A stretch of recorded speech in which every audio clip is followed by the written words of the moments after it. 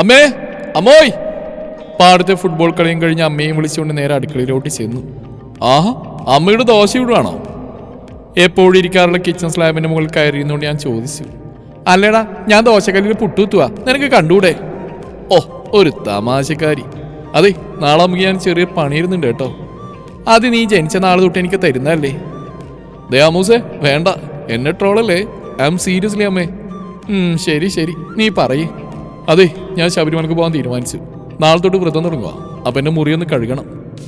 ഈശ്വര, നീയോ? എന്ത് തോന്നിയടാ എൻ്റെ മോന്? ആ, അതൊക്കെ തോന്നി. പിന്നെ വിശക്കുന്നു. ദോശ. ഓ, എൻ്റെ കണ്ണ, നീ ആദ്യം പോയിട്ടൊന്ന് കുളിച്ചു വാ, മാറിയിട്ട് വയ്യ.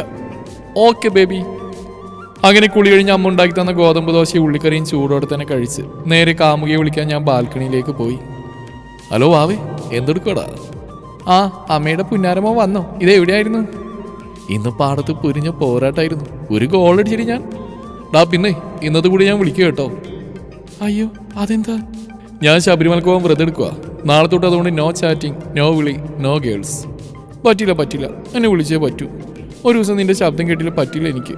എൻ്റെ ഫ്രണ്ട്സൊക്കെ ശബരിമലക്ക് പോകാറുള്ളതാണല്ലോ, അവരെന്നിട്ട് വിളിക്കാറുണ്ടല്ലോ. ആ, അവരെ പോലെയല്ല ഞാൻ. ഇത് സർവം ഭക്തിമയം. ഗുരുസ്വാമി വിളിക്കുന്നുണ്ട്. ഇനി 45 ദിവസം കഴിഞ്ഞ് വിളിക്കാം. ബൈ. അങ്ങനെ വ്രതം ആരംഭിച്ചു. കുറച്ച് ദിവസം കഴിഞ്ഞ് മാറിയുടെ അമ്പലത്തിൽ പോയപ്പോൾ ഇതാ വരുന്നു കാമുകയും കൂട്ടുകാരിയും. ആദി, എനിക്ക് അത്യാവശ്യമായിട്ടൊരു കാര്യം സംസാരിക്കേണ്ടത് നിന്നോട്. നീ ഫോൺ സ്വിച്ച് ഓഫ് ചെയ്തല്ലേ? സ്വാമിയേ ശരണം അയ്യപ്പ, ക്ഷമിക്കണം. ഞാൻ പറഞ്ഞില്ലേ, സർവ്വം ഞാൻ അയ്യപ്പന് സമർപ്പിച്ചു. ഇനി കുറച്ച് ദിവസം കൂടി, അത് കഴിഞ്ഞ് സംസാരിക്കാൻ. അതും പറഞ്ഞ് ഞാൻ അവിടെ നിന്ന് നൈസായിട്ട് മുങ്ങി. പ്ലീസ്, ഒരു മിനിറ്റ് പോലെ. അവൾ പിന്നിൽ നിന്ന് വിളിച്ചിട്ട് ഞാൻ നിന്നില്ല. അങ്ങനെ ശബരിമലയിലേക്ക് പോകുന്ന ദിവസം എത്തി. ഞങ്ങൾ മൊത്തം 21 പേര്. എല്ലാവരും അമ്പലത്തിൽ നിന്നെയാണ് കെട്ടി നിറക്കുന്നത്. കെട്ടിൽ അരിയിടാൻ തുടങ്ങി. നിറഞ്ഞ കണ്ണുകളോടെ ശരണം വിളിച്ചുകൊണ്ട് എൻ്റെ അമ്മയെ എൻ്റെ ഇരുമുടി നിറച്ചു. പിന്നെ അമ്മയുടെ കാല് തൊട്ട് വന്ദിച്ചു. ദക്ഷിണയും നൽകി അയ്യനെ മാത്രം വിളിച്ചുകൊണ്ട് ഞങ്ങൾ ഇറങ്ങി. ഭജനകൾ പാടി ശരണം വിളികളോടെ നടന്നു. വൈക്കത്തെത്തിയപ്പോൾ പരീക്ഷ കഴിഞ്ഞ് സ്കൂൾ വിട്ട സമയമായിരുന്നു. നിറയെ പെൺകുട്ടികൾ. ആദി നോക്കേ, നമ്മുടെ ഭജന കണ്ടിട്ടാണ് തോന്നുന്നു. ആ പെൺകുട്ടികൾ നമ്മൾ തന്നെയാണ് നോക്കുന്നത്.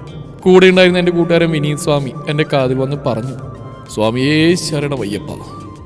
എൻ്റെ സ്വാമി, തലയിൽ കെട്ടുവെച്ചോടാണോ വായ്നോട്ടം? അയ്യോ, ഞാനതൊക്കെ മറന്നു. എൻ്റെ മാളികപ്പുറത്തമ്മേ, ക്ഷമിച്ചേക്കണേ. അങ്ങനെ എരുമേലി എത്തിയപ്പോൾ വൈകുന്നേരമായി.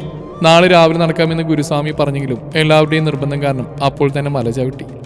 കുറച്ച് മുന്നോട്ട് പോയെന്ന് ഫോറസ്റ്റ് ചെക്ക് പോസ്റ്റ് എത്തി. അവിടുത്തെ സാറന്മാരെ ഞങ്ങളെ തടഞ്ഞു. സ്വാമിമാരെ, കാട്ടിൽ ഇപ്പോൾ തന്നെ ഇരുട്ടാവും.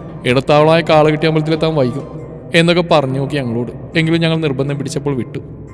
ഏകദേശം 6 മണിയായപ്പോൾ തന്നെ കാട്ടിലിരുട്ടായി. മുന്നിലായി ഗുരുസ്വാമിയും അദ്ദേഹത്തിന്റെ പിറകിൽ തോളോട് തോൾ കൈകൾ ചേർത്ത് പിടിച്ചുകൊണ്ട് ഞങ്ങൾ നടന്നു. ഓരോ നിമിഷവും ഭയം ഇരട്ടിച്ചുകൊണ്ടിരുന്നു. ഓരോ മരച്ചില്ലകളും ഓരോ രൂപങ്ങളായി തോന്നി. ആകെ ഒരു ബലം ശിരസിലേറ്റി ഇരുമുടി മാത്രം. അതിൽ താങ്ങി പിടിച്ചുകൊണ്ട് കാട് പ്രകമ്പനം കൊള്ളും വിധം ശരണം വിളിച്ചു. ഒടുവിൽ ഞങ്ങൾ കാളകെട്ടി അമ്പലത്തിലെത്തി. എല്ലാവരും നന്നേ ക്ഷീണിച്ചു. താഴെ പന്തലിൽ കിടക്കാൻ ഒരുങ്ങിയതും ഞങ്ങളുടെ അടുത്തേക്ക് ഒരു ചേട്ടൻ വന്നു. ഒരു വലിയ പാത്രം നിറയെ കഞ്ഞിയുമായി എത്തി.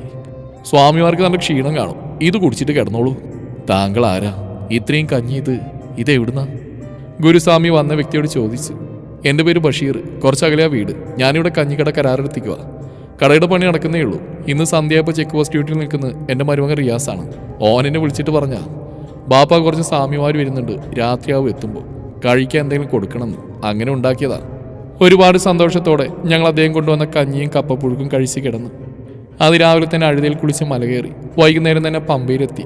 സന്ധ്യയോടെ നീലിമല ചവിട്ടി. അപ്പാച്ചിമേടും ശരം കുത്തിയാലും പിന്നിട്ട് 18-ാം പടിയിൽ നാളികേരവും ഉടച്ചു. അയ്യനരികിൽ ഒരു നിമിഷം നിറകണ്ണുകളോടെ പാപഭാരങ്ങൾ ഇറക്കി വെച്ചു. ഒരു നോക്ക് മാത്രമേ കണ്ടുള്ളൂ ആ സ്ത്രീരൂപം.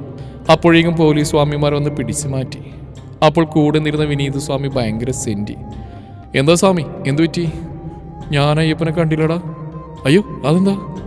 അത് നമ്മൾ കാണിക്കിടില്ലേ, ആ പണം എങ്ങോട്ടാ പോകുന്നതെന്ന് നോക്കിയിരുന്നതാ. അടിപൊളി. ഇനി എന്തു ചെയ്യും? സാരില്ല, നമുക്ക് വെളുപ്പിന് നെയ്യഭിഷേകത്തിന് കയറാം, അപ്പം കാണാം. പിന്നീട് ഞങ്ങളുടെ സംസാരം ശ്രദ്ധിച്ച ഗുരുസ്വാമി പറഞ്ഞു. അങ്ങനെ നെയ്യഭിഷേകവും കഴിഞ്ഞ് രാവിലെ തന്നെ മലയിറങ്ങി നേരെ വീട്ടിലേക്ക്. വൈകുന്നേരം തന്നെ കുളിച്ച് മാലൂരി അമ്പലത്തിൽ നിന്നിറങ്ങിയതും നമ്മുടെ കാമുകിയുടെ കൂട്ടുകാരി മുന്നിൽ. ആ നീതു ഒറ്റയ്ക്കുള്ളൂ. സ്വാതി എന്തിയെ? എന്തിനാ താനിനി അവൾ തിരക്കുന്നത്? അതെന്താ അങ്ങനെ പറഞ്ഞു? അന്ന് അവൾ മാലയിടാൻ വന്നപ്പോൾ ഒത്തിരി പറഞ്ഞല്ലേ ഒന്ന് സംസാരിക്കണം അത്യാവശ്യമാണെന്നൊക്കെ. എന്നിട്ട് ഫോൺ സ്വിച്ച് ഓഫ് ചെയ്തു. വിളിയില്ല, അന്വേഷണവും ഇല്ല. ഇപ്പം എന്താ ഉണ്ടായേ? താൻ അത് പറയൂ. അവളുടെ കല്യാണം ഉറപ്പിച്ചു, അടുത്ത മാസം 20-ന്. ആ കാര്യം സംസാരിക്കാനാ അന്ന് ഞങ്ങളിവിടെ വന്ന്. അപ്പോൾ ഭയങ്കര ഭക്തി. നീതു, ഞാൻ ഇത്ര പെട്ടെന്ന് ഇങ്ങനെ, അതുപോലെ ഞാനന്ന് അയ്യപ്പനായതുകൊണ്ടല്ലേ? ഉണ്ട എൻ്റെ പൊന്നു ചേട്ടാ, എൻ്റെ അച്ഛനും ചേട്ടനൊക്കെ ശബരിമലക്ക് പോകാറുള്ളതാ. എന്നിട്ട് അവർ ഞങ്ങളോട് സംസാരിക്കാതിരുന്നിട്ടില്ല. കൊഞ്ചിക്കുഴയാനും ശൃംഗരിക്കാനും എല്ലാം അവൾ പറഞ്ഞ് ഒന്ന് സംസാരിക്കണമെന്നല്ലേ ഉള്ളൂ. ആദ്യം വേണ്ട മനഃശുദ്ധിയാ. ഞാനൊരു വിശ്വാസത്തിനെതിരല്ല, എല്ലാം നല്ലതിന് തന്നെയാണ്. പക്ഷെ ഒന്നും അന്ധമാവരുത്. ആദ്യം നമ്മൾ സ്നേഹിക്കുന്നവരെ മനസ്സിലാക്കാൻ ശ്രമിക്കുക. അല്ലാതെ കുറേ ദൈവങ്ങളെ ബുദ്ധിമുട്ടിച്ചിട്ടൊരു കാര്യമില്ല. അപ്പോൾ സ്വാതി അവളെങ്ങ് മറന്നേക്ക്. എന്നിട്ട് അയ്യപ്പസ്വാമിയെ പോലെ ഇനി അങ്ങോട്ട് ബ്രഹ്മചാരിയായിട്ട് അങ്ങ് കഴിഞ്ഞോ? സർവം ഭക്തിമായ ആവട്ടെ. നീതു ഇത് പറഞ്ഞു തീർന്നു. വെട്ടിയിട്ട വാഴ പോലെ ദാ കിടക്കുന്നു. ഞാൻ തലകറങ്ങി താഴെ. മുഖത്ത് വെള്ളത്തിന് നനവുടന്നപ്പോഴാണ് കണ്ണുകൾ പതുക്കെ തുറന്ന്. നോക്കുമ്പോൾ എൻ്റെ കണ്ണുകൾ എനിക്ക് വിശ്വസിക്കാൻ പറ്റിയില്ല. കല്യാണം ഉറപ്പിച്ചെന്ന് പറഞ്ഞ എൻ്റെ കാമുകി സ്വാതി. അവളുടെ മടിയിലാണ് ഞാൻ കിടക്കുന്നത്. സ്വാതി, നിന്റെ കല്യാണം? ആ, ഉറപ്പിച്ചു. കളപ്പുര വീട്ടിൽ ആദിത്യനെന്ന കുരങ്ങിനുമായി. അത് ഞാനല്ലേ? അതെ, നീ തന്നെയാ. അങ്ങനെ ഇപ്പൊ നീ ബ്രഹ്മചാരിയായിട്ടിരിക്കാൻ ഞാൻ ഉദ്ദേശിക്കുന്നില്ല, കേട്ടോടാ കൊള്ള സ്വാമി. പിന്നെ എങ്ങനെയാ നീ ഇത്? സർവം സ്വാതിമയം.